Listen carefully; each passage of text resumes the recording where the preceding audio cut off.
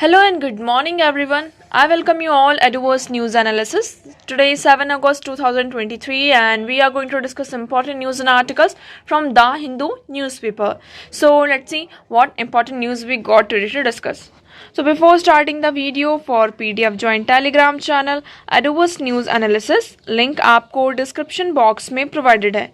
Make sure video को last तक देखें सो दैट सारी इंपॉर्टेंट न्यूज़ आपके यहाँ पर कवर हो. तो चलिए स्टार्ट करते हैं और देखते हैं आज हमें क्या क्या डिस्कस करना है.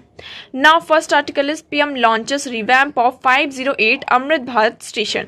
अब आप लोगों को देखिए इस आर्टिकल में बहुत ज़्यादा फैक्ट्स आपके लिए नहीं है, बस इसमें आपको ये समझना है कि अभी हाल ही फिलहाल में क्या हुआ है.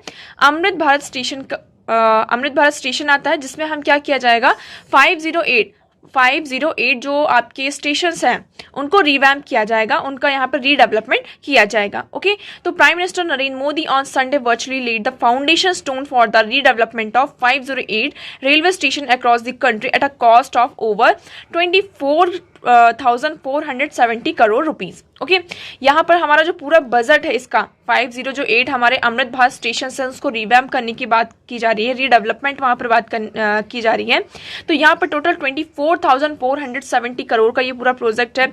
इसमें वेरियस हमारे जो 27 स्टेट्स एंड यूनियन टेरिटरीज हैं आप देखेंगे वहाँ पर क्या होगा, आपके जो रेलवे स्टेशन है ना, सिटी सेंटर्स के नेम से यहाँ पर क्या किया जाएगा, उनका रीडेवलपमेंट किया जाएगा और उनका इंटीग्रेशन किया जाएगा. इसके साथ साथ हम यहाँ पर देखेंगे जो स्टेशंस की डिज़ाइन होगी वो लोकल कल्चर हेरिटेज और जो आपका आर्किटेक्चर है ना, आर्किटेक्चर वहाँ का लोकल जो कल्चर है हेरिटेज है उससे इंस्पायर्ड होकर क्या किया जाएगा, जो आपका स्टेशन है उसके बिल्डिंग्स को डिज़ाइन किया जाएगा. अब देखिए ये हमारे लिए इंपॉर्टेंट क्यों हो जाता है, रेलवे हमारे लिए बहुत ही इंपॉर्टेंट टॉपिक हो जाता है. ओके, रेलवे से अगर हम बात करते हैं तो ये क्या होता है, एक तरीके से देखें तो बहुत सारे उसमें आपके काम आता है. ओके, जैसे कि हम बात करते हैं ये जो मालगाड़ियाँ आपकी होती हैं, बहुत सारा जो हमारा गुड्स है ना, ये इसका इंपोर्ट एक्सपोर्ट होता है इसी के थ्रू. यहाँ पर जो माइग्रेंट वर्कर्स हैं वो क्या करते हैं, एक प्लेस से दूसरे प्लेस पर उनको जो मूव करना होता है, माइग्रेट करना होता है, तो उसके लिए यहाँ पे बहुत ज़्यादा इंपॉर्टेंट रोल प्ले करता है. तो रेलवे में उनकी सेफ्टी का ध्यान रखना है ना, हमारे जो पैसेंजर्स हैं उनकी सेफ्टी को ध्यान में रखते हुए यहाँ पर क्या किया जा रहा है, इस स्कीम के थ्रू एक तरीके से आप ऐसा कह सकते हैं अमृत भारत स्टेशन के थ्रू यहाँ पर जो हमारे रेलवे स्टेशन है उसको रिवैम्प किया जा रहा है. तो इसको हम मैन्युफैक्चरिंग मतलब अपना जो जीएस पेपर 3 है उससे यहाँ पर इस लिंक कर सकते हैं इस आर्टिकल को. ओके, मूव करते हैं हम हमारे क्वेश्चन की तरफ. तो देखिए अब हमारा कल का क्वेश्चन ये था, कंसिडर द फॉलोइंग स्टेटमेंट्स. यहाँ पर कई लोगों ने इसके क्वेश्चन के आंसर किए थे, कई लोगों ने आंसर नहीं किए थे, तो आप लोगों से ये रिक्वेस्ट है कि आप क्वेश्चन के आंसर करिए. अगर आपको नहीं आता है तो it's not a big deal, at least आप ट्राई करेंगे तो इससे क्या होगा, आपका ही नॉलेज यहाँ पे इनहेंस होगा, इंक्रीज होगा और आपको वो जो पर्टिकुलर टॉपिक है वो क्लियर होता जाएगा, है ना. तो क्वेश्चंस के थ्रू भी कई बार क्या होते हैं, हमारे जो बहुत सारे टॉपिक्स होते हैं, हमारा जो सिलेबस का बहुत सारा जो पार्ट होता है वो क्लियर होता जाता है ना. इसलिए आप ट्राई करिए कि ज़्यादा से ज़्यादा यहाँ पे क्वेश्चंस को सॉल्व करें ना. हमारा कल का क्वेश्चन ये था, कंसिडर द फॉलोइंग स्टेटमेंट्स. आपको यहाँ पर कुछ स्टेटमेंट्स दी गई थी and you have to tell whether they are right और रॉन्ग. हमारा फर्स्ट स्टेटमेंट था, India has more arable area than China. पहला स्टेटमेंट हमारा ये कह रहा है कि इंडिया के पास ज़्यादा यहाँ पर लैंड है, मतलब एरेबल हमारा जो लैंड है वो ज़्यादा है इन कंपेरिजन टू चाइना. अब आप लोगों को ये बताना था वेदर दिस इज राइट और wrong. Now, second statement is saying the proportion of irrigated area is more in India as compared to China. यहाँ पर जो इरिगेशन होता है इंडिया की हम बात करते हैं तो इरिगेटेड जो हमारा एरिया है वो इंडिया में ज़्यादा है इन कंपैरिजन टू चाइना. तो ये हमें बताना है कि ये स्टेटमेंट आपकी सही है या गलत. Now next statement is saying the average productivity per hectare in Indian agriculture is higher than that in China. इसमें ये कहा जा रहा है कि आपके पास मान लीजिए ये 1 हेक्टेयर का लैंड है तो इसकी यहाँ पर जो प्रोडक्टिविटी है इंडिया में ज़्यादा है in comparison to China. China में कम है और इंडिया में ज़्यादा है. तो इसमें कौन सा स्टेटमेंट आपका सही होगा, कौन सा स्टेटमेंट गलत, और उस बेसिस पर आपको ये बताना है कि इसमें से कितने पेयर आपके सही हैं. ओके, तो पहले आप वीडियो को पॉज करेंगे, देन इस क्वेश्चन का आंसर कमेंट सेक्शन में करेंगे. नाउ अब आप देखेंगे तो पहला जो हमारा स्टेटमेंट है, India has a more arable area than China, तो ये स्टेटमेंट आपकी सही हो जाती है. ओके, इंडिया के पास अगर हम चाइना से कंपेयर करते हैं तो इंडिया के पास ज़्यादा एरेबल एरिया यहाँ पर आपको मिलता है. सेकेंड स्टेटमेंट की बात करते हैं तो the proportion of irrigated area is more in India as compare to China. तो ये स्टेटमेंट भी आपकी क्या हो जाती है, सही हो जाती है. इंडिया के पास आप देखेंगे, ये हमारी रिपोर्ट आई उसके अकॉर्डिंग ये बताया जाता है कि China's irrigation cover 41% of the cultivated area. Okay और इंडिया का कितना है 48% है। तो यहाँ से हम देखते हैं कि हमारा जो सेकंड स्टेटमेंट है वो भी सही हो जाता है। थर्ड स्टेटमेंट की बात करते हैं तो ये थर्ड स्टेटमेंट हमारी रॉन्ग हो जाती है। हमारे यहाँ पर सिर्फ 2 पेयर, तो आपका राइट ऑप्शन होगा ओनली 2। ओके आई होप आपको ये क्लियर होगा। मूव करते हैं नेक्स्ट क्वेश्चन की तरफ। हमारा नेक्स्ट क्वेश्चन है आज का, in the context of Indian economy non financial debt includes which of the following. इसमें हमें ये बताना हमारा इंडियन इकोनॉमी को कंटेक्स्ट में रखते हुए जो हमारा नॉन फाइनेंशियल डेट होता है। नॉन फाइनेंशियल डेट का मतलब, डेट मतलब हम किसी से पैसे ले रहे हैं, उधार ले रहे हैं, है ना, हमने किसी से क्या किया, उधार लिया। नॉन फाइनेंशियल का मतलब क्या होता है यहाँ पर, जैसे कि हमारे फाइनेंशियल इंस्टीट्यूशन होते हैं, बैंक की बात कर लेते हैं, तो हमने बैंक से यहाँ पर लोन नहीं लिया है, उधार नहीं लिया है, हमने किसी अदर इंस्टीट्यूशन से क्या किया, डेट लिया है, तो वो किस में इंक्लूड होता है, आपका नॉन फाइनेंशियल डेट में इंक्लूड होता है। तो आप लोगों को ये बताना है कि in the context of Indian economy non financial debt includes which of the following. यहाँ पर नॉन फाइनेंशियल डेट में क्या क्या इंक्लूड होता है, housing loan own by household, है ना, यहाँ पे जो आपके हाउस होल्ड्स होते हैं, उन जो हाउसिंग लोन आपको दिए जाते हैं, तो ये क्या आपका नॉन फाइनेंशियल डेट में इंक्लूड होगा या नहीं। Second is amount outstanding on credit cards, यहाँ पर क्रेडिट कार्ड्स के थ्रू भी क्या किया जाता है, आपका डेट लिया जाता है, तो क्या ये आपका नॉन फाइनेंशियल डेट में इंक्लूड होता है या नहीं, ये आप लोगों को बताना है। Now third one is treasury bills, यहाँ पर जो आपके ट्रेजरी बिल्स होते हैं, गवर्नमेंट के द्वारा जो इशू किए जाते हैं, ये जो बिल्स होते हैं, क्या ये आपका नॉन फाइनेंशियल डेट में इंक्लूड होता है या नहीं। तो इसमें से कौन कौन सी चीजें इंक्लूड होती हैं, कौन सी इंक्लूड नहीं होती हैं, उस बेसिस पर आपको कोड गिवन है, 1 only, 1 and 2 only, 3 only, 1, 2 and 3 only. So आप लोगों को ये बताना है, वीडियो को आप पॉज करेंगे, क्वेश्चन को एक बार फिर से रीड करेंगे, देन इस क्वेश्चन का आंसर आप लोगों को कमेंट सेक्शन में करना है। वीडियो को लास्ट तक देखिएगा, वीडियो के लास्ट में इस क्वेश्चन का आंसर आपको दिया जाएगा। Now next question is consider the following statements. अब आपके पास फिर से कुछ स्टेटमेंट्स आती हैं और उसके बेसिस पर आपको ये बताना है वेदर दे आर राइट और wrong. Now first statement is saying Amarkantak hills are the confluence of Vindhya and Sahyadri ranges. पहला ये पूछा जो आपका अमरकंटक हिल्स है वो किसका कन्फ्लुएंस है, विंध्य एंड सह्याद्री रेंजेस का है। तो क्या ये स्टेटमेंट आपकी सही है या गलत, ये आपको बताना है। Next is Biligiri range hill constitute the eastern most part of the Satpura range. यहाँ पर किसकी बात की जा रही है, बिलीगिरी रंगन हिल्स की, बिलीगिरी रंगन हिल्स की बात की जा रही है। तो ये पूछ रहा है कि जो हमारी सतपुरा रेंज है, सतपुरा रेंज कहाँ है, आपको एमपी में देखने को मिलती है। तो सतपुरा रेंज का अगर हम ईस्टर्न मोस्ट पार्ट देखते हैं तो उसमें कॉन्स्टिट्यूट करता है कौन, बिलीगिरी रंगन हिल्स यहाँ पे कॉन्स्टिट्यूट करता है। तो क्या ये स्टेटमेंट आपकी सही है या गलत, ये आपको बताना है। फिर क्या है हमारा Seshachalam hills constitute southern most part of the Western Ghat. यहाँ पर हम वेस्टर्न घाट्स की बात करें, वेस्टर्न घाट्स कहाँ है आपका, जैसे हम ये इंडिया देखते हैं तो ये है हमारा वेस्टर्न घाट, इसका जो सदर्न मोस्ट पार्ट है, सदर्न मोस्ट पार्ट मतलब यहाँ पर हम नीचे की तरफ आएंगे तो इसमें यहाँ पर हम किसकी बात कर रहे हैं, शेषाचालम हिल्स की बात कर रहे हैं। तो क्या ये कॉन्स्टिट्यूट करता है हमारे वेस्टर्न घाट के वेस्टर्न मोस्ट पार्ट का। तो इसमें से कौन सा स्टेटमेंट आपकी सही है, कौन सी गलत, ये आप लोगों को बताना है और इस क्वेश्चन का आंसर आप लोगों को कमेंट सेक्शन में करना है। कल इस क्वेश्चन का आंसर आप लोगों को दिया जाएगा, तो कल का वीडियो देखना ना भूलें। सो मूव करते हैं अब हमारे नेक्स्ट आर्टिकल की तरफ। देखिए एडिटोरियल सेक्शन में अगर आप आएंगे ना तो ऐसा हमारे लिए आज का जो एडिटोरियल पेज है उसमें ऐसा कुछ भी इम्पॉर्टेंट नहीं है, है ना। इसमें नव मेवत के जो अभी दंगे वगैरह जो चल रहे हैं, हमारे प्रोटेस्ट चल रहा है, उसके बेसिस पर है। तो इसमें कल्चरल आपका जो एक तरीके से कल्चरल और रिलीजियस ये आर्टिकल है, तो ये हमें पढ़ने के लिए हमारे लिए इतना ज़्यादा ये इंपॉर्टेंट नहीं है। ओके अब ये नेक्स्ट है, every act of silence amplifies the horror in Manipur. अब ये मणिपुर से रिलेटेड यहाँ पे आर्टिकल है, इसमें ये कहा जा रहा है कि यहाँ पर मणिपुर में जो मतलब कि एक्ट हो रहे हैं, अगर उसमें हम साइलेंस रहते हैं, मतलब कि कुछ नहीं बोलते हैं, तो ये क्या कर रहा है, मणिपुर में जो क्राइसिस है उसको और ज़्यादा एम्पलीफाई कर रहा है, उसे और ज़्यादा बढ़ावा दे रहा है। ओके तो इसमें बस यही कहा जा रहा है कि ये क्या कर सकता है, इंडिया की जो एक्ट ईस्ट पॉलिसी है उसको इम्पैक्ट कर सकता है। क्योंकि अगर हमारा जो नॉर्थ ईस्ट पार्ट है, हम बात करते हैं हमारा जो इंडिया का नॉर्दर्न ईस्ट पार्ट है, वहीं से होकर हम कहाँ जाते हैं, ईस्ट की तरफ जाते हैं। आपका जो ईस्ट एशिया ईस्ट है हमारा, है ना। तो इसके लिए ये क्या कर सकता है, हमारी जो एक एक्ट ईस्ट पॉलिसी है उस पर यहाँ पर क्या हो सकता है, इम्पैक्ट डाल सकता है। इसलिए हमें क्या करना होगा, मणिपुर पर जल्द से जल्द ऐसा एक कंक्रीट एक्शन लेना होगा जिससे हम क्या कर सकें, ये जो क्राइसिस है इसको रोक सकें। ओके, आई होप आपको ये क्लियर होगा। तो इसमें और कुछ भी इतना ज़्यादा हमारे लिए इंपॉर्टेंट नहीं, बस इसमें यही बताया जा रहा है कि अब तक कितने लोगों की जान जा चुकी है, मणिपुर में क्या क्या हुआ है, इसके बारे में पूरा बताया गया है। ओके ना, ये आर्टिकल भी आप लोगों ने ऑलरेडी पढ़ा हुआ है। ये किससे रिलेटेड है? यहाँ पे राहुल गांधी जी से रिलेटेड है कि क्या उनकी लोकसभा की मेंबरशिप को हम रिस्टोर कर पाएंगे या नहीं। अब देखिए इसमें से हमारे लिए क्या निकल कर आता है। हम बात करते हैं किसकी? डिस्क्वालिफिकेशन की, है ना।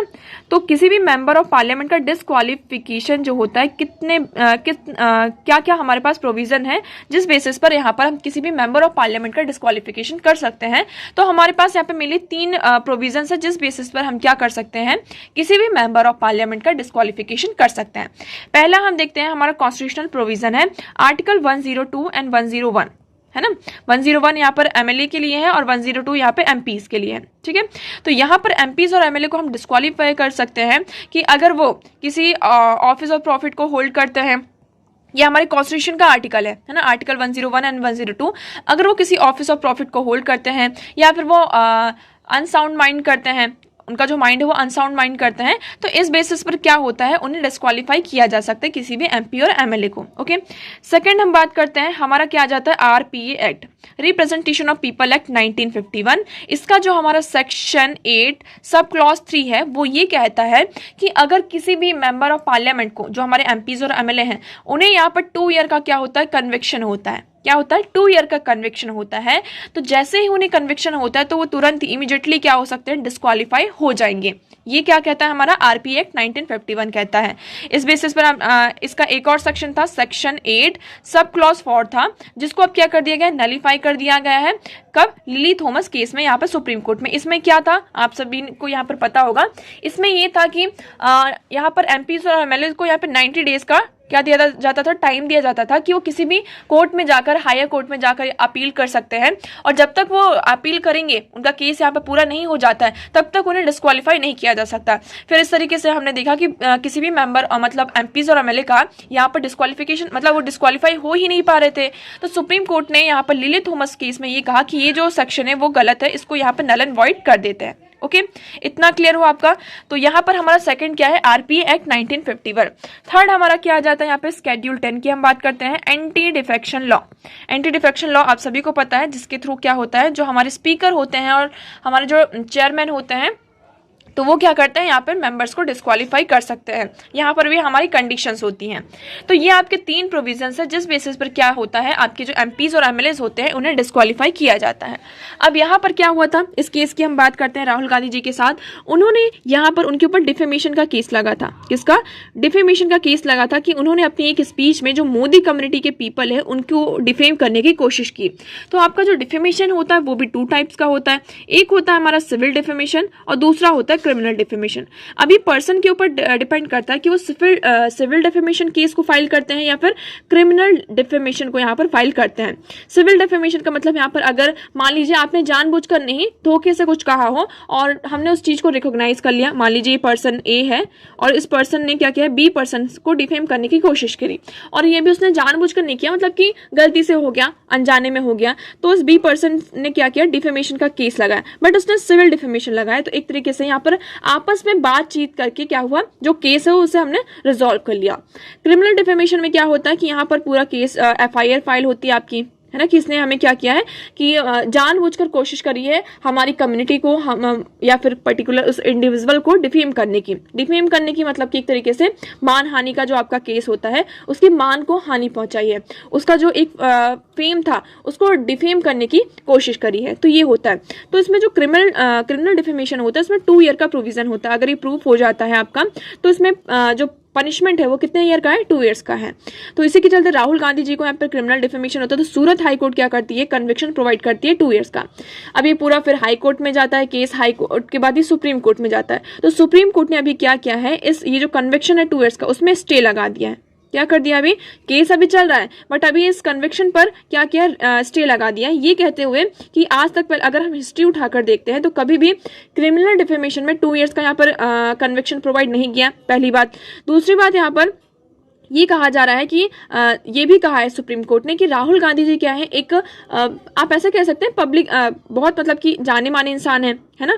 तो उन्हें यहाँ पर कब वो पब्लिक फिगर की तरह आते हैं तो वो कब कहाँ पर कैसे बोलते हैं उनको इस बात पर ध्यान रखना चाहिए, क्योंकि ऑलरेडी उनके ऊपर सिर्फ ये पहला केस नहीं है, इससे पहले भी बहुत सारे केसेस आ चुके हैं। तो इन चीज़ों को देखते हुए अब देखिए यहाँ पर डिस्क्वालीफाई तो हो चुके थे, अब देखिए इसमें स्टे लग गया, तो इनकी जो लोकसभा की जो मेंबरशिप है उसको रिस्टोर करने की बात की जा रही है और हो सकता है 2024 का जो इलेक्शन हो वो उसको यहाँ पे इसमें पार्टिसिपेट कर सकते हैं। ओके, तो आई होप आपको ये क्लियर होगा। ओके, मूव करते हैं अब हमारे नेक्स्ट आर्टिकल की तरफ। अब ये नेक्स्ट आर्टिकल है हमारा, इसमें कहा जा रहा है कॉन्ट्रोवर्शियल जन विश्वास एक्ट। यहाँ पर जो पार्लियामेंट में क्या हुआ, हमारा जो जन विश्वास एक्ट है उसको पास किया गया है।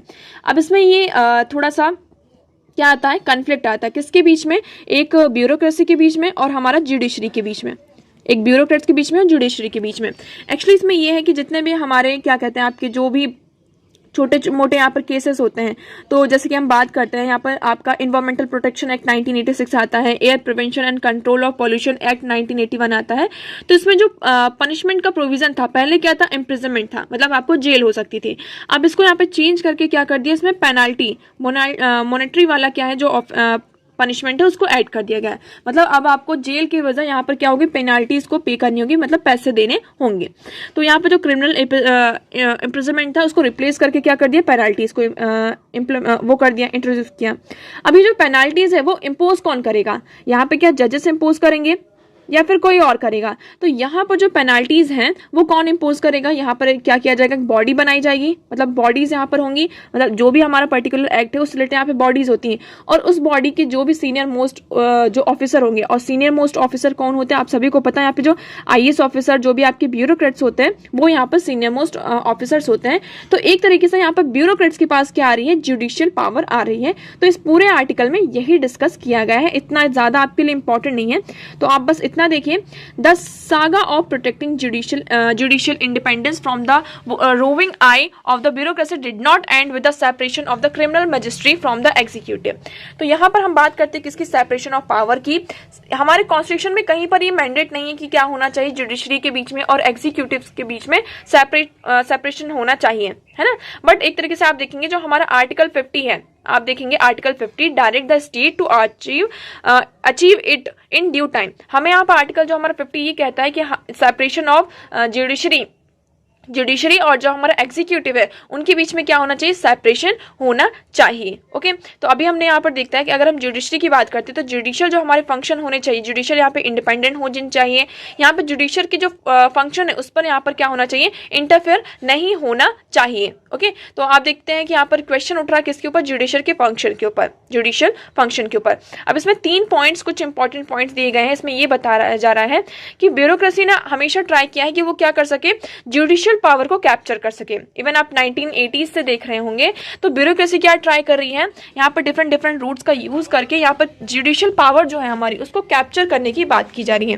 पहले कैसे किया, यहाँ पर डिफरेंट जो मिनिस्ट्रीज हैं वो यहाँ पर जुडिशियल ट्रिब्यूनल्स बनाती हैं, जिससे क्या होता है जो जुडिशियल फंक्शन है जुडिशरी का उसको एक्सरसाइज किया जाता है, जुडिशरी का जो फंक्शन है उसको एक्सरसाइज किया जाता है by creating a judicial tribunals. Second हम बात करते हैं यहाँ पर, सेकेंड पॉइंट क्या आता है, union government began creating a new class of statutory regulators such as the security and exchange board of India and competition commission of India. यहाँ पर यूनियन गवर्नमेंट क्या कर रही है, आपकी नए स्टैट्यूटरी रेगुलेटर्स को क्रिएट कर रही है, न्यू क्लासेस, जैसे कि हम बात करते हैं securities and exchange board of India, competition commission of India. तो और उनको पावर भी प्रोवाइड करती है कि वो क्या कर सकते हैं, यहाँ पे पनिशमेंट प्रोवाइड कर सकते हैं, जो भी फाइन्स है, जो भी पनिशमेंट है पर्टिकुलर उसमें यहाँ पे पनिशमेंट प्रोवाइड कर सकते हैं। तो एक तरीके से यहाँ पर इसको हेड कौन करता है, हमारे जो सीनियर ब्यूरोक्रेट्स होते हैं वो हेड करते हैं। तो आप देखेंगे कहीं ना कहीं से जो ये जुडिशियल वाला, जो जुडिशरी वाला जो जुडिशियल फंक्शन है वो कौन एक्सरसाइज कर रहा है, हमारे यहाँ पर ब्यूरोक्रेट्स एक्सरसाइज कर रहे हैं। थर्ड आप देखेंगे तो जो भी आपके स्टेट यहाँ पर क्या करती है, एजुकेटरी ऑफिसर्स को यहाँ पे नॉमिनेट किया जाता है, जैसे कि हम मनी लॉन्ड्रिंग के हमारे जो केस होते हैं, इंफॉर्मेशन टेक्नोलॉजी एक्ट 2001 की बात करते हैं, food safety and standard act 2006 है। तो इनको एजुकेट करने के लिए क्या होते हैं, हमारे ऑफिसर्स होते हैं और वो हमेशा कौन होते हैं, आपके ब्यूरोक्रेट्स होते हैं। तो इस तरीके से आप देख रहे हैं कि किस तरीके से ब्यूरोक्रेट्स यहाँ पर ट्राई करते हैं कि वो क्या कर सके, जुडिशियल पावर का जो रूट है इसको यहाँ पर एक्वायर करने की कोशिश करते हैं। तो इसमें बस यही कहा जा रहा है कि हमें यहाँ पर क्या करना होगा, एक सेपरेशन क्रिएट करना होगा जिससे हम क्या कर सकें, जो जुडिशरी है और एग्जीक्यूटिव इनको यहाँ पर अलग अलग देखना होगा। तो हमें देखिए यहाँ पे क्या, the larger issue which we must worry about the republic of India is backsliding on the separation of power because the constant efforts by the bureaucracy of the union executive to encroach upon judicial power. तो यहाँ पर हम देख रहे हैं कि किस तरीके से एग्जीक्यूटिव है वो यहाँ पर आपकी जो जुडिशियल पावर है उसको इंक्रोच कर रही है। ओके, तो आई होप आपको ये क्लियर होगा। नेक्स्ट मूव करते हैं। अब हमारा नेक्स्ट आर्टिकल आ जाता है in India sugar surplus leading to a crisis. अब आप देखेंगे इंडिया यहाँ पर 2021 एंड 22 का डेटा ये बता रहा है कि इंडिया ने ब्राजील को भी क्या कर दिया है, शुगर को प्रोड्यूस करने में उसे सरपास कर दिया गया है। ठीक है, आप देखेंगे अभी हमारा रिकॉर्ड आया है, तो India in the world top sugar producer in 2021 and 22 surpassing Brazil with a record of 359 lakh tons. तो यहाँ पर हमने क्या किया है, ब्राजील को भी पीछे छोड़ दिया गया है। अब इंडिया वर्ल्ड का क्या है, टॉप शुगर प्रोड्यूसर कंट्री बन चुका है।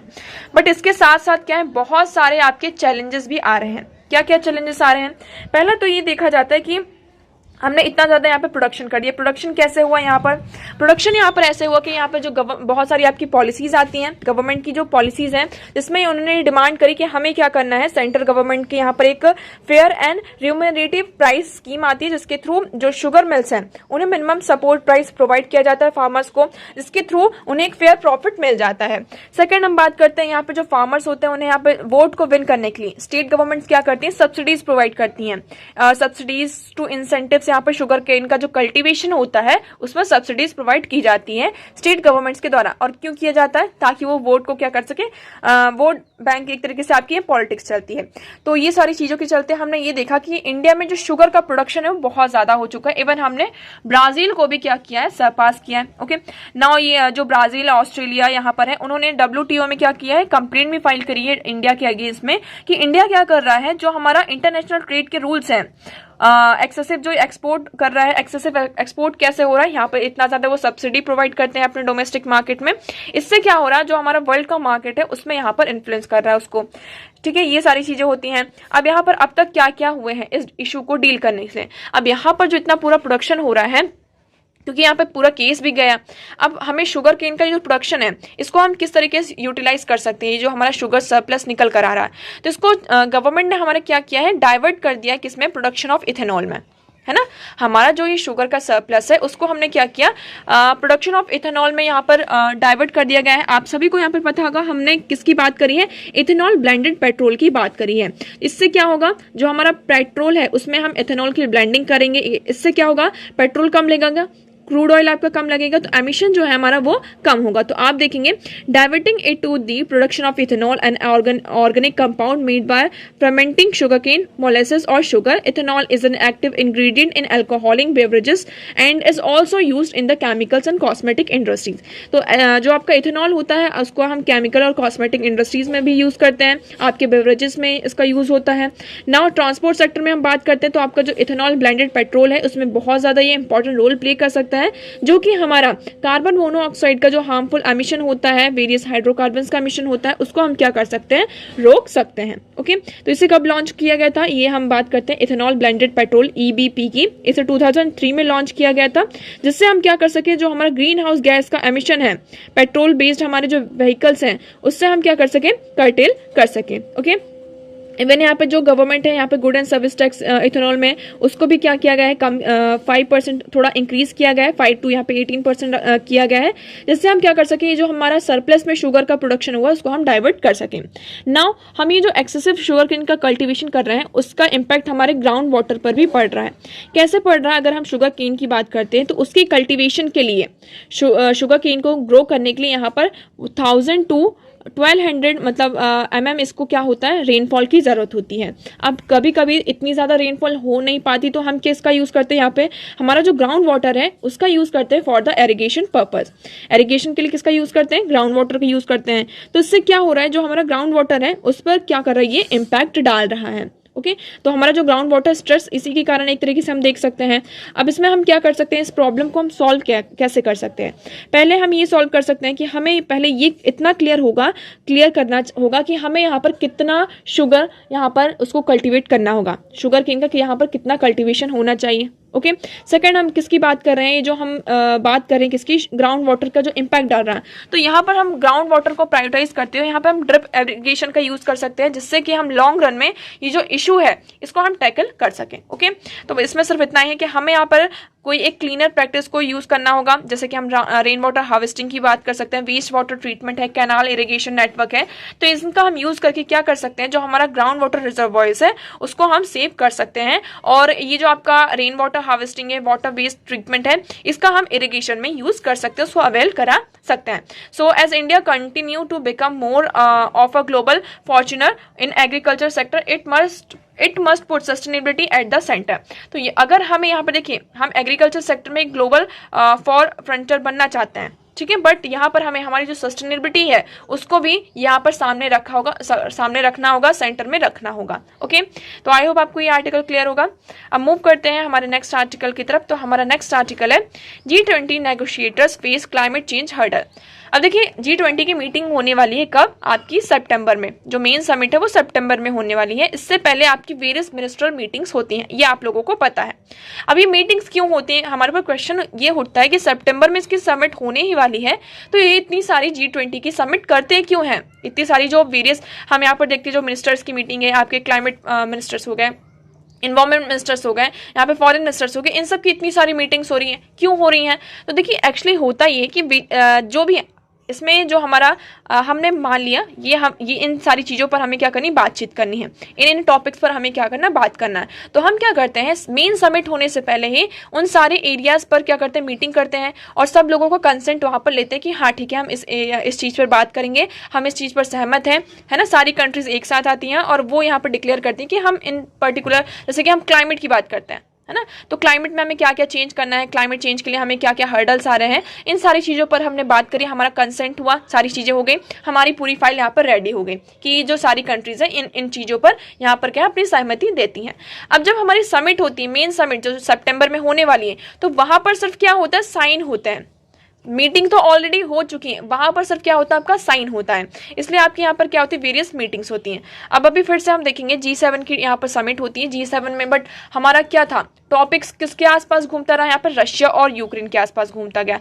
ऐसा ही सेम यहाँ पर G20 में भी चल रहा है कि जो वेस्ट कंट्रीज हैं वो क्या करना चाहती हैं, यहाँ पे जो रशिया है उसको टारगेट करना चाहती हैं, और चाइना की बात करते हैं, रशिया की बात करते हैं, इंडिया की बात करते हैं। तो ये यहाँ पर जो आपके अदर यहाँ पे टॉपिक्स हैं, जैसे कि हम क्लाइमेट चेंज की बात करते हैं, ठीक है, हमारा जो टेररिज्म वाला सबसे बड़ा जो इशू है इसकी हम बात करते हैं, हम फूड इनसिक्योरिटी की यहाँ पर बात करते हैं कि इन टॉपिक्स पर क्या हो, ज्यादा से ज्यादा डिस्कशन हो, यहाँ पर नेगोशिएशंस हो, है ना, क्योंकि क्लाइमेट चेंज है। तो इसके साथ साथ अगर क्लाइमेट चेंज पर यहाँ पे एक्शन लिए जाते हैं तो इंडिया के पास एक अपॉर्चुनिटी की है, हम क्या बन सकते हैं, ग्लोबल साउथ का एक लीडर बन सकते हैं। उनके जो कंसर्न्स है, तो हम G20 जो इतना बड़ा हमारा एक प्लेटफॉर्म है, वहां पर उनके कंसर्न्स को, उनके जो इंटरेस्ट है उसको रेज किया जा सकता है। और ये सब आज का कंसर्न नहीं, फूड सिक्योरिटी और टेररिज्म और क्लाइमेट चेंज, ये बहुत बड़े इशूज हैं। ग्लोबल पॉलिटिक्स में देखेंगे तो ये हमारे बहुत बड़े इशू हैं, इस पर हमें एक्शन लेना यहाँ पर बहुत ज़्यादा इंपॉर्टेंट हो जाता है। ओके, तो देखिए आप G20 आपके लिए यहाँ पे इंपॉर्टेंट होते हुए हम G20 के बारे में कुछ फैक्ट्स देख लेते हैं। तो क्या है G20? एक ये इंटर गवर्नमेंटल फोरम है जिसमें आपकी 19 कंट्रीज हैं और एक आपका क्या आ जाता है, यूरोपियन यूनियन आ जाता है। ओके, 19 कंट्रीज कौन कौन सी हैं, आपको एक कंट्रीज के नाम यहाँ पर याद करने होंगे, ये आपके लिए मस्ट है। कौन कौन सी है? USA, UK, France, Germany, Japan, Italy, Canada, Russia, EU, China, India, Brazil, Mexico, South Africa, Australia, South Korea, Indonesia, Saudi Arabia, Turkey, Argentina. तो these are the members of the G20 countries. ये कैसे work करता है? इसकी जो meeting होती है annually होती है, इसमें रोटेशन बेसिस पे क्या होती है, इसकी प्रेसिडेंसी मिलती है। और एट प्रेजेंट 2023 की जो प्रेसिडेंसी है वो किसके पास है? इंडिया के पास है। ओके, आपको क्लियर है यहाँ पर? नेक्स्ट अब हम मूव करते हैं, यहाँ पर नेक्स्ट आर्टिकल है हमारा, राइजिंग फूड प्राइस में undo recent respite from inflation. अब देखिए इन्फ्लेशन की अगर हम बात करते हैं तो इन्फ्लेशन हमारी इकोनॉमी को बहुत तरीके से क्या करता है, इम्पैक्ट करता है। ठीक है, अब देखिए इन्फ्लेशन की अगर हम बात करते हैं तो ये क्या करता है, हमारा जो कंजप्शन होता है उसको इम्पैक्ट करता है। हमारी जो परचेसिंग चॉइस होती है, अगर सामान महंगा मिल रहा है तो क्या आप उस चीज़ को खरीदेंगे? आप अपनी लग्जरी पर ज़्यादा फोकस करेंगे या फिर आपका जो नेसेसिटीज़ है उस पर ज़्यादा फोकस करेंगे। तो ये क्या करता है, हमारी जो परचेसिंग चॉइस होती है, इन्फ्लेशन उसको भी क्या करता है, इम्पैक्ट करता है। हमारी जो सोशियो इकोनॉमिक इनकम है उस पर भी क्या करता है, कहीं ना कहीं इम्पैक्ट करता है। तो ये कुछ होता है आपके इन्फ्लेशन के इम्पैक्ट्स हमने देखे, और भी यहाँ पर इम्पैक्ट्स हो सकते हैं आपके इन्फ्लेशन के। अब जो आपका इन्फ्लेशन होता है उसको दो तरीके से मेजर किया जाता है। एक होता है हमारा CPI, दूसरा होता है WPI। CPI में क्या होता है, कंज्यूमर प्राइस इंडेक्स, और WPI होता है हमारा होलसेल प्राइस इंडेक्स। पहले हम क्या करते थे, WPI को मेजर करते थे कि अगर हमारा WPI इंक्रीज होता है तब यहाँ पर जो आपकी इन्फ्लेशन राइज होता है। तो यहाँ पर जो हमारी मॉनेटरी पॉलिसी कमेटी होती है, RBI होती है हमारी, RBI क्या आती है, एक्शन में आ जाती है, और हमारी जो मॉनेटरी पॉलिसी कमेटी होती है वो एक्शन में आती है। और जो हमारे वेरियस रेट्स होते हैं, यहाँ पर रेपो रेट की हम बात करते हैं, यहाँ पर हमारा रिवर्स रेपो रेट होता है, CRR जो हमारा होता है, SLR होता है, इन रेट्स पर क्या होता है, चेंजेस किए जाते हैं। अब यहाँ पर इसको फिर WPI से चेंज करके किस में कर दिया गया, CPI में कर दिया गया, कंज्यूमर प्राइस इंडेक्स में। हमारा जो मतलब कंज्यूमर प्राइस इंडेक्स का मतलब ये हो जाता है कि कंज्यूमर को यहाँ पर क्या चेंजेस मिल रहे हैं प्राइस में, उस बेसिस पर इन्फ्लेशन को देखा जाता है, और फिर RBI वहाँ पर क्या करती है, एक्शन लेती है। आइडियली हम देखें तो हमारे CPI में गुड एंड सर्विस दोनों चीज इंक्लूड होती है, और WPI में सिर्फ हमारे गुड्स होते हैं। जो आपके थोक में मतलब सामान लिए जाते हैं ना, तो उस पर कितना चेंज हो रहा है प्राइस में उसको देखा जाता है, और CPI में हमारे कंज्यूमर को पर्टिकुलर चीज में कितना यहाँ पर इन्फ्लेशन फेस करना पड़ रहा है वो चीज देखी जाती है। तो अगर हम CPI की बात करते हैं तो इसमें हम किसकी बात करते हैं, गुड्स एंड सर्विसेज की। आइडियली हम देखें तो इन्फ्लेशन यहाँ पर कितना होना चाहिए, हमारा 4% होना चाहिए। मैक्स टू मैक्स हमारा यहाँ पर 6 जा सकता है, और मिनिमम यहाँ पर 2%। अगर यहाँ पर 6 से ज्यादा होता है और 2 से कम होता है और 4, ये जो हमारा आइडियली इससे यहाँ पे थोड़े बहुत भी चेंजेस होते हैं, तो जो हमारी RBI है, रिजर्व बैंक ऑफ इंडिया, तुरंत एक्शन में आ जाती है, एक्शन में आ गई। और यहाँ पर आपकी मॉनेटरी पॉलिसी कमेटी होती है, और वो क्या करती है, हमारा जो रेपो रेट है, रिवर्स रेपो रेट है, CRR है, SLR है, तो इसमें चेंजेस करने लगती है। ठीक है, इससे क्या होता है, जो हमारा इंटरेस्ट रेट होता है उसमें चेंज होता है। इंटरेस्ट रेट चेंज होता है तो क्या होता है, जो लोन होता है ना, बैंक से हम जो लोन लेते हैं उसमें चेंजेस होते हैं, उसका जो इंटरेस्ट रेट होता है हाई हो जाता है। हाई हुआ तो हम लोन कम लेंगे, लोन कम लेंगे तो हमारे हाथ में पैसा कम होगा, तो मार्केट से हमने क्या किया, एक तरीके से मनी को खींच लिया। पैसा कम होगा तो हम यहाँ पर कंजप्शन मतलब कि एक्सपेंड कम करेंगे, और इस तरीके से क्या किया जाता है, आपका इन्फ्लेशन है उसको यहाँ पर टारगेट किया जाता है। बट अभी क्या हो रहा है, हमारा जो फूड है वो भी किस में इंक्लूड है, हमारे CPI में इंक्लूड है, और उसका जो बास्केट, हम अगर CPI का जो बास्केट अगर हम देखते हैं कि उसमें कौन कौन से आइटम इंक्लूड है, तो फूड को यहाँ पे बहुत ज्यादा क्या दी गई है, वेटेज दी गई है। अगर फूड के प्राइसेस में चेंज होता है तो ओवरऑल हमारा क्या होता है, जो CPI का हमारा जो बास्केट होता है वो यहाँ पर हिल जाता है, उसमें बहुत ज्यादा चेंजेस आ जाते हैं।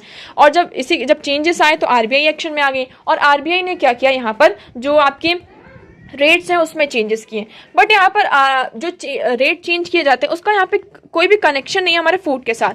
फूड के प्राइस यहाँ पे बढ़ते ही जाते हैं, और अगर हम यहाँ पर जो रेट्स है उसमें चेंज करते हैं तो कहीं ना कहीं ये जो हमारी इन्वेस्टमेंट है इन सारी चीज़ों को इम्पैक्ट करता है। इसलिए ये भी कहा जा रहा है कि हमें क्या करना होगा, इस चीज़ को देखना होगा कि हम फूड का जो वेटेज है CPI से उसको कम कर सकें, जिससे हम क्या करें, ये जो हमारा इन्फ्लेशन है उसको अंडू कर सकें। ओके, आई होप आपको ये क्लियर होगा। अब हम मूव करते हैं हमारे नेक्स्ट आर्टिकल की तरफ। तो हमारा नेक्स्ट आर्टिकल है MP strategy for tigers can help cheetahs too. अब अगर हम MP की बात करते हैं तो एट प्रेजेंट में आपकी रिपोर्ट भी आई थी जिसमें ये कहा गया है कि MP में सबसे ज़्यादा क्या है, टाइगर्स की पॉपुलेशन है। तो टाइगर्स को उन्होंने किस तरीके से यहाँ पे मैनेज किया, उनकी एक स्ट्रेटेजी जो स्टेट का प्लान है उसको हम मॉनिटर करके किस में हेल्प कर सकते हैं, जो चीतास की यहाँ पे डेथ हो रही है। हमारा जो चीता प्रोजेक्ट है, चीता को रिलोकेट करने का जो हमारा प्रोजेक्ट था, जिसमें हमने बात करी थी, हमने साउथ अफ्रीका से कितने और नामीबिया से, साउथ अफ्रीका से 12 और नामीबिया से 8 चीतास को लेकर आए थे। इसमें से अब तक 9 चीता की क्या हो चुकी है, डेथ हो चुकी है। तो इसमें यही कहा जा रहा है कि हमें क्या करना होगा, MP की जो टाइगर के लिए स्ट्रेटेजी है वो हमारी हेल्प कर सकता है, किसमें, चीता के लिए भी यहाँ पे हेल्प कर सकता है। Okay, now next article is 5% of birds in India are endemic, says Zoological Survey of India publication।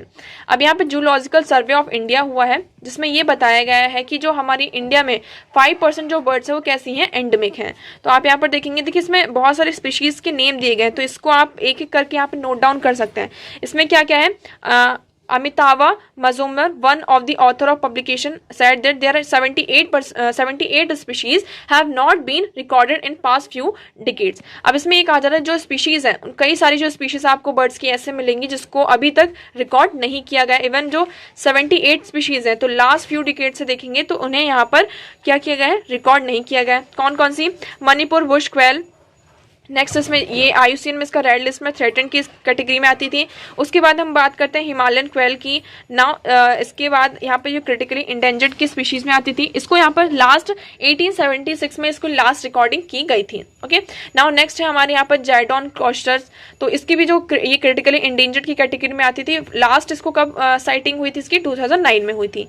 तो देखिए इसमें यही है कि 75 जो हमारी एंडेमिक वर्ड्स है इंडिया में, आप यहाँ पर देखेंगे तो जो 5% एंडेमिक है. तो इसमें कई बार ये कहा जाए बहुत सारी जो स्पीशीज है वो एंडेमिक है ना, मतलब कि एंडेमिक है, और उसमें से जो वो एंडेमिक है वो इंडेंजर्ड है, क्रिटिकली इंडेंजर्ड की कैटेगरी में आती हैं. बहुत सारी आपकी जो स्पीशीज है, हाई नंबर ऑफ जो स्पीशीज है आपको कहाँ देखने को मिलती है? यहाँ पर वेस्टर्न घाट्स में देखती हैं. वेस्टर्न घाट्स में आपको 28 जो बर्ड स्पीशीज है वो देखने को मिलता है. ओके, नेक्स्ट है हमारा, आप देखिए यहाँ पर हम चंद्रयान 3 की बात कर रहे हैं. ये लूनार ऑर्बिट में पहुंच चुका है और इसरो के द्वारा यहाँ पर क्या वीडियो रिलीज किया गया है जिसमें उन्होंने अर्थ के जो देखिए कुछ सरफेस है उसकी यहाँ पे वीडियो रिलीज हुई. तो आप ये पिक्चर्स यहाँ पर देख सकते हैं. ओके, हम उम्मीद करते हैं कि हमारा ये जो चंद्रयान 3 मिशन होगा ये सक्सेसफुल होगा. ओके, नेक्स्ट हम बात करते हैं. अब हमारा नेक्स्ट आर्टिकल यहाँ पर आता है पाकिस्तान में क्या हुआ है. आप देखेंगे साउथ पाकिस्तान में एक्सीडेंट होता है जिसमें ट्रेन इंजर्ड होती है और उसमें 30 लोगों की जान जाती है और 90 जो पीपल हैं वो लोग अभी भी इंजर्ड हैं. रेस्क्यू ऑपरेशन अभी भी चल रहा है. तो इसमें देखेंगे 10 coaches of the Rawalpindi bound Hazara express goes off back track. Women and children among the dead and injured. Official suspect clash could be due to mechanical fault और सबॉटेज. तो यहाँ पे कुछ मैकेनिकल फॉल्ट की वजह से क्या होता है, ट्रेन में एक्सीडेंट होता है, ट्रेन का एक्सीडेंट होता है जिसके कारण यहाँ पर 30 लोगों की जान जा चुकी है और 90 से ज़्यादा लोग क्या है, इंजर्ड हैं. ओके, सो अब मूव करते हैं हमारे क्वेश्चन की तरफ. तो आज का हमारा क्वेश्चन ये था कि in the context of Indian economy non financial debt includes which of the following. यहाँ पर हम किसकी बात करें? नॉन फाइनेंशियल डेट की. तो देखिए नॉन फाइनेंशियल डेट क्या होता है आपका कि जो डेट हम यहाँ पर किससे लेते हैं अदर देन फाइनेंशियल इंस्टीट्यूशन. हम यहाँ पर जो डेट ले रहे हैं किससे? कोई भी फाइनेंशियल इंस्टीट्यूशन से नहीं ले रहे हैं, तो वो किसके अंदर आता है? आपका नॉन फाइनेंशियल डेट के अंदर आता है. इसमें आपका जो housing loan owned by house holds ये भी आपका आता है नॉन फाइनेंशियल डेट के अंदर. Amount outstanding on credit cards, this refers to the debt incurred by the individuals or households through the use of credit cards. हमने यहाँ पे क्रेडिट कार्ड्स का यूज करके क्या किया है? डेट लिया है, उधार लिया है. तो वो किसके अंदर आपका आता है? नॉन फाइनेंशियल इंस्टीट्यूशन के अंदर. हमारा जो ट्रेजरी बिल होता है ये क्या होता है? शॉर्ट टर्म गवर्नमेंट सिक्योरिटीज होती हैं जो कि इशू किया जाता है to the fund the government short term borrowing requirements के लिए यहाँ पे इशू किया जाता है. गवर्नमेंट यहाँ पर अगर मान लीजिए गवर्नमेंट को पैसों की जरूरत है तो गवर्नमेंट ने क्या किया, यहाँ पर शॉर्ट टर्म में वो सिक्योरिटीज को इशू कर देते हैं, है ना. तो एक गवर्नमेंट क्या आपकी फाइनेंशियल इंस्टीट्यूशन है? नहीं. तो ट्रेजरी बिल से आपके किस में आ जाते हैं? नॉन फाइनेंशियल डेट में आ जाते हैं. तो इसमें आपका राइट ऑप्शन होगा डी. 1, 2 एंड 3 तीनों ऑप्शन क्या हो जाते हैं? हमारे सही हो जाते हैं. ओके, तो आई होप आपको यहाँ पे सारी चीजें क्लियर होंगी. अब क्वेश्चन नंबर 3 का आंसर आप लोगों को करना है यहाँ पर कॉमेंट सेक्शन में और कल इस क्वेश्चन का आंसर आप लोगों को दिया जाएगा. सो आज इतना ही था. आई होप आपको सारी चीजें क्लियर होंगी. अगर आपको कोई डाउट लगता है किसी चीज से रिलेटेड तो आप कॉमेंट सेक्शन में यहाँ पर बता सकते हैं. ओके, वीडियो कैसा लगा कमेंट सेक्शन में जरूर बताइएगा. प्लीज वीडियो को लाइक करना एंड चैनल को सब्सक्राइब करना ना भूलें. So that's for all today. Thank you so much for discussion.